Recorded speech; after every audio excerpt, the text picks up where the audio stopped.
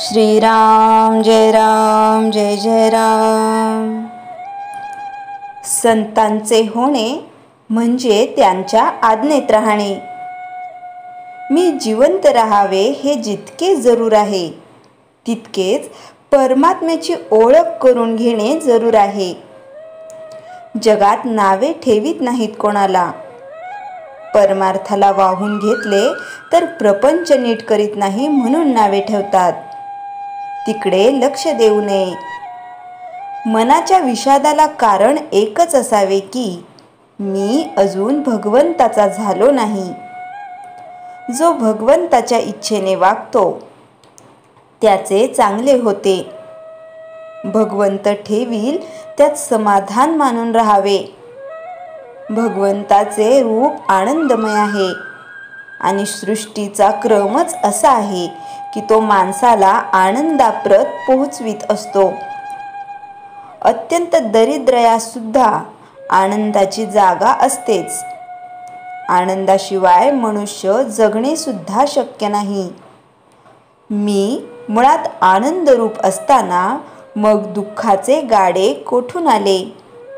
मला दुःख होते ते माझे कुठेतरी चुकते म्हणून। मी चुकलो का बरोबर ही शंका सुद्धा मुक्ताला येत नाही, कारण तो आणि देव एकच असतात। बद्धालाही शंका येत नाही, कारण तो देव जाणतच नाही। सर्व काही मी करतो आणि देव नाहीच म्हणून म्हणतो। मुमुक्षाला मात्र ही तळमळ लागते। जेव्हा ही तळमळ तीव्र असते तेव्हा संतांची भेट होते। काही पूर्वीचा ठेवा असल्याशिवाय अशी तळमळ लागणार नाही। आपण संतांचे होऊन राहावे। त्यांचे झालो म्हणजे त्यांच्याशिवाय आपल्याला कुणी नाही असे वाटले पाहिजे। संतांचे होणे म्हणजे त्यांच्या आज्ञेत वागणे। ते सांगतील तसे करावे, ते वागतील तसे नाही वागू। सत्याची संगत धरली म्हणजे सत्संगती मिळते। कशाचीही आसक्ती न धरता जगात वागणे हेच मुक्तांचे लक्षण। हवे पण नाहीसे झाले म्हणजे मग दुःखाचे कारणच राहत नाही। जिथे तुम्ही राहता तिथे सद्गुरू आहेतच असे तुम्हाला वाटते आणि समाधान होते। हीच त्यांची खरी कृपा होय। श्रद्धेने जे काम होते ते तपश्चर्येने होत नाही।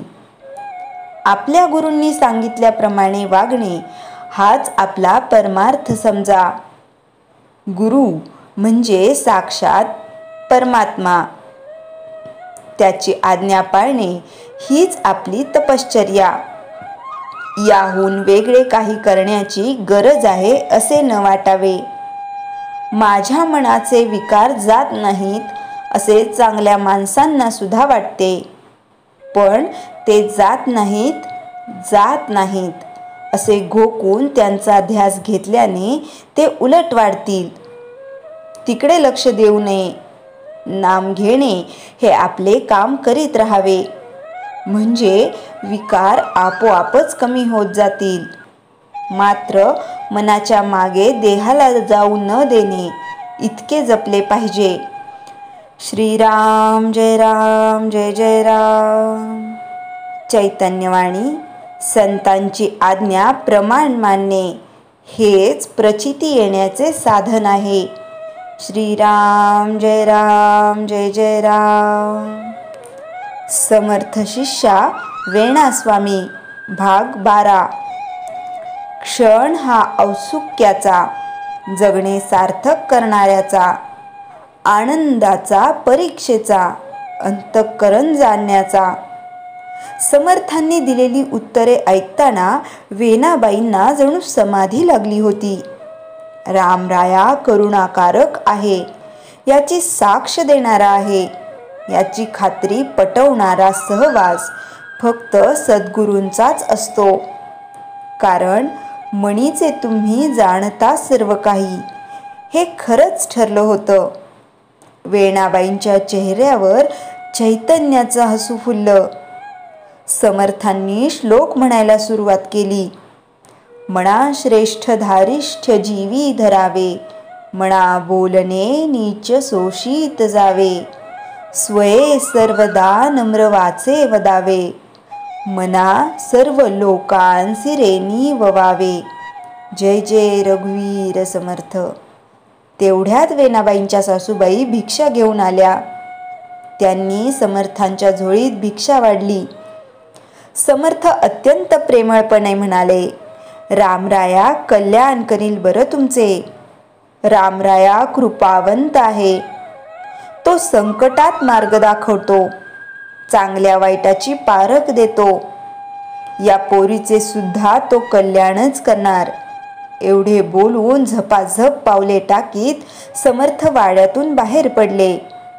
वेणाच्या सासूबाईंचे डोळे भरून आले. तेवढ्यात शेजारच्या काकू आल्या. अहो वहिनी, आत्ता समर्थ रामदास स्वामी आपल्याकडे माधुकरीला आले होते काय हो? मी केव्हाची वाट पाहत होते त्यांची. वेणाच्या सासूबाईंना आनंद झाला. अहो मी माझ्या तंद्रीत होते, ते समर्थ रामदास होते. आजवरचे मारुतीचे अभिषेक कामी आले म्हणायचे.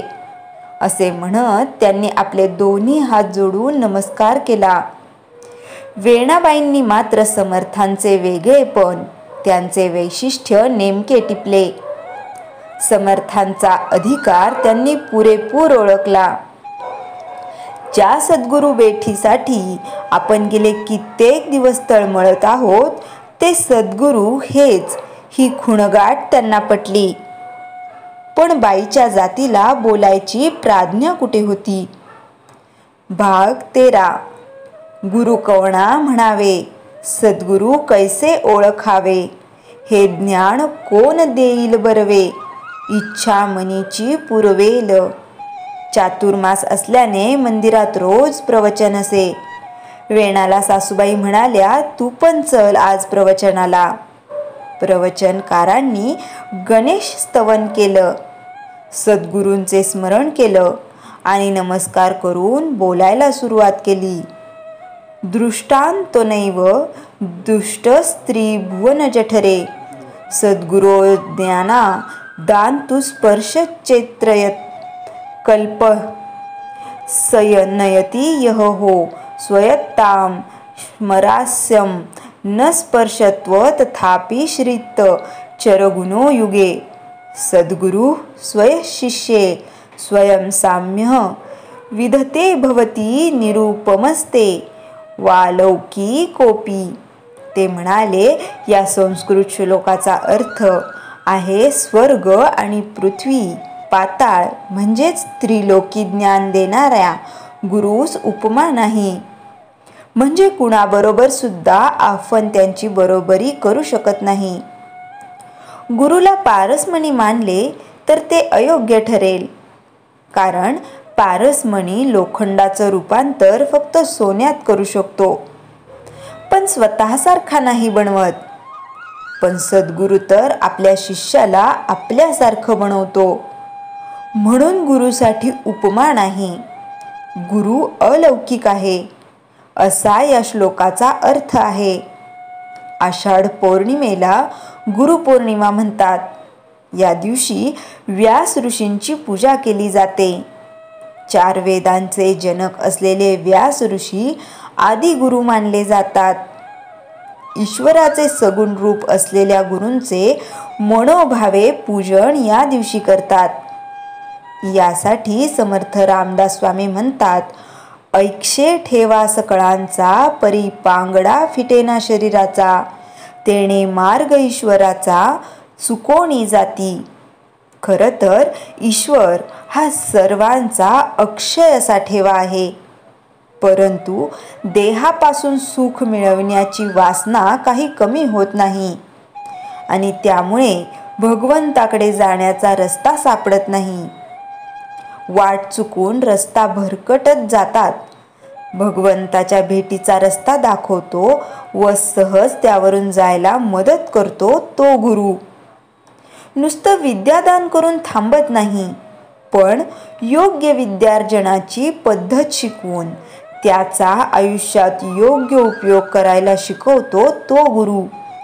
सद्गुरूंचे लक्षण कसं ओळखावं हे सुद्धा समर्थांनी सांगितले आहे. मुख्य सद्गुरूंचे लक्षण: आधी पाहिजे विमळ ज्ञान, निश्चयाचे समाधान, स्वरूपस्थिती. सद्गुरूंचे मुख्य लक्षण काय? तर त्याच्यापाशी शुद्ध ब्रह्मज्ञान पाहिजे, तो समाधानी पाहिजे, आत्मस्वरूपात तो तल्लीन राहिला पाहिजे. याही वरी वैराग्य प्रबळ, वृत्ती उदास केवळ, विशेष आचारे निर्मळ, स्वधर्माविषयी. सद्गुरू अतिशय वैराग्य संपन्न असावेत, त्यांचे मन कशातही गुंतलेले नसावे, स्वधर्माविषयी ते जागरूक असावेत आणि अत्यंत निर्मळही असावेत. तसं पाहिलं तर किती गुणांची माळ असावी लागते गुरुच्या ठाई. सोपं नसतं गुरु होणं, शिष्याची जबाबदारी पेलणं. आधी स्वतःला सिद्ध करावं लागतं. व्यासांनी सांगितलं आहे, जो वेदशास्त्रांमध्ये पारंगत आहे पण त्याचा अन्वयार्थ ज्याला कळला नाही, ज्याला त्यातील गाभा आपल्या आचाराने सिद्ध करता आला नाही, तर तो सद्गुरू होऊ शकत नाही. एवढंच लक्षात घ्यावे.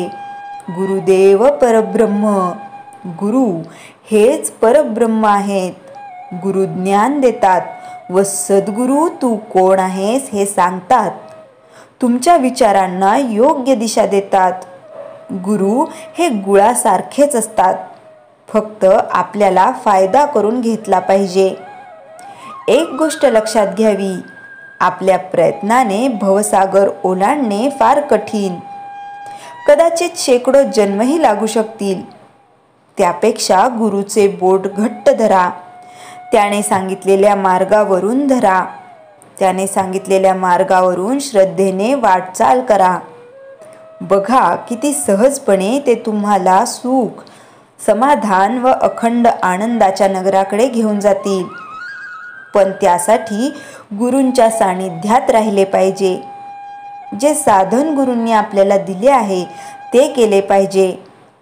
एक श्लोक आहे, जेणे विठ्ठल मात्रा घ्यावी तेने पथ्य सांभाळावी.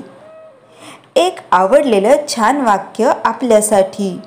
गुरु हे गुळासारखेच असतात, त्यांना फक्त तिळासारखे चिटकून राहिले पाहिजे.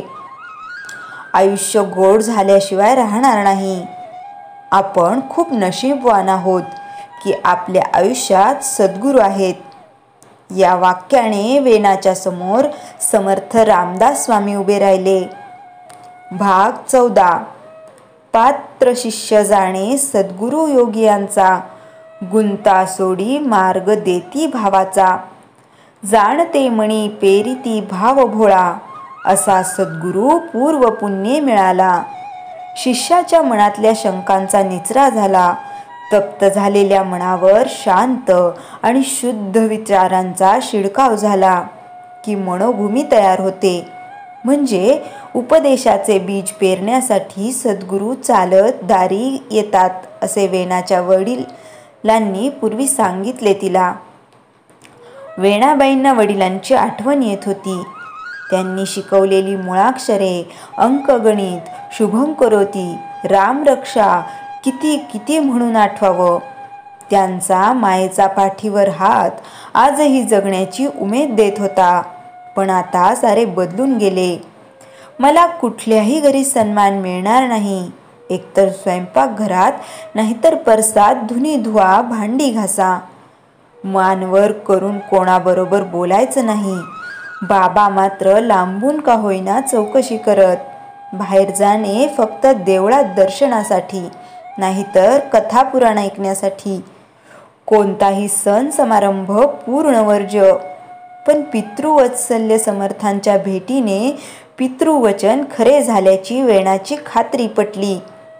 रोज ध्यान करताना त्या समर्थांची मूर्ती वेणाबाई चित्तात साठवू लागल्या. त्यांच्या प्रश्नांना दिलेली समर्थांनी उत्तरे त्या परत परत आठवू लागल्या. वेणाबाईच्या जीवनात समर्थ रामदास साकारले. वेणाबाईंना जीवनाचा अर्थ समजू लागला. आपल्याला सद्गुरू प्राप्त होणार, नाममंत्र मिळणार याचा आनंद वेणाला झाला. ते रामदासी आहेत. त्यांना समर्थ रामदास स्वामी म्हणून सारे ओळखतात याचा वेणाला उलगडा झाला.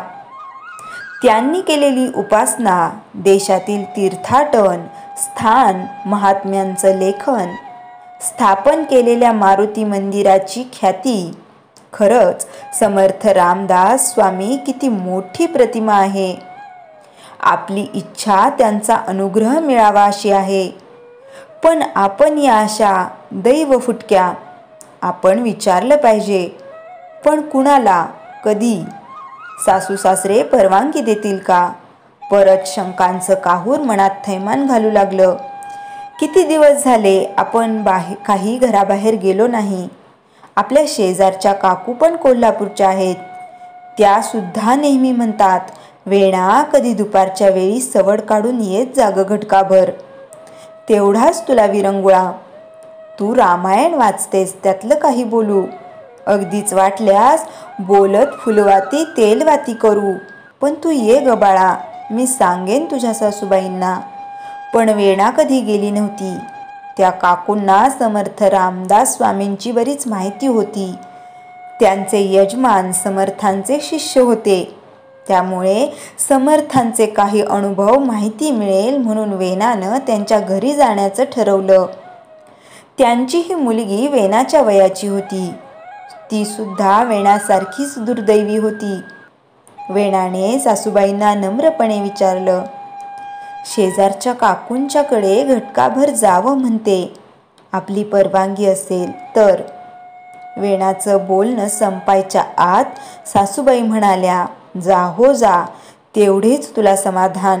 आणि हो, जाताना थोडे खारे शेंगुळे आणि बेसनाचे लाडू ने हो फडताळातले. डब्यात घालून ने.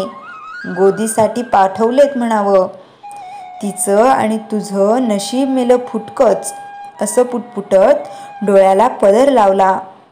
वेणाची नैमित्तिक उपासना पोथी वाचन झाल्यावर तिने शेजारी जाण्यासाठी डब्बा भरून घेतला. अंगावर पांढरी धाबळी घेतली व शेजारी गेली. श्रीराम जय राम जय जय राम. जयाच्या जनी जन्मनामार्थ झाला. जयाने सदा वासनामात केला.